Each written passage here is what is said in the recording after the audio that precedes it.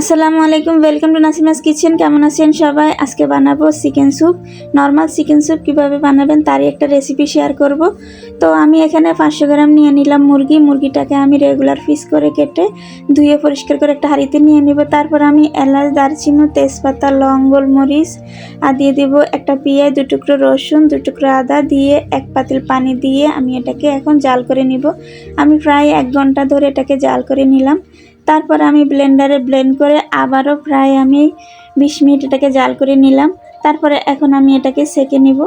তো এই তো আমি চিকেন স্যুপটা বের করে নিলাম, মশলা হাঁটিগুলো ফেলে দিলাম আর স্যুপটাকে আমি এখন আবারও প্রায় 10 মিনিট আবার জাল করে নিব। যত জাল করা হয় ততই এই স্যুপটা খেতে ভালো লাগে।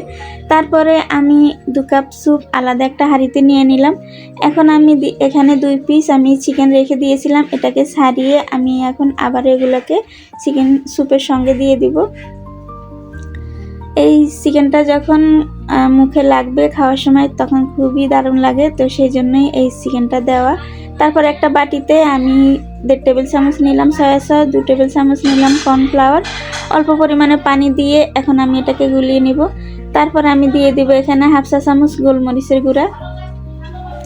এখন আমি এটাকে স্যুপের সঙ্গে দিয়ে দিব, দিয়ে অনবরত নাড়তে হবে, তা না হলে কিন্তু দলা পাকিয়ে যাবে।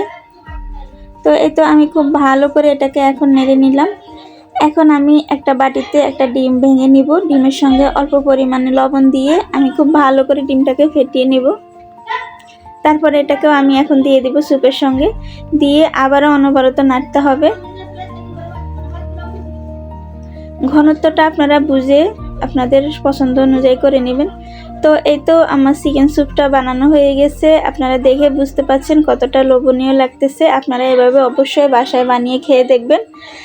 ভিডিওটা ভালো লাগলে একটা লাইক, কমেন্ট, শেয়ার করে দিবেন। যারা আমার চ্যানেলটি এখনও সাবস্ক্রাইব করেন নাই প্লিজ আমার চ্যানেলটি সাবস্ক্রাইব করে ফলো দিয়ে আমার পাশে থাকবেন। আল্লাহ হাফেজ।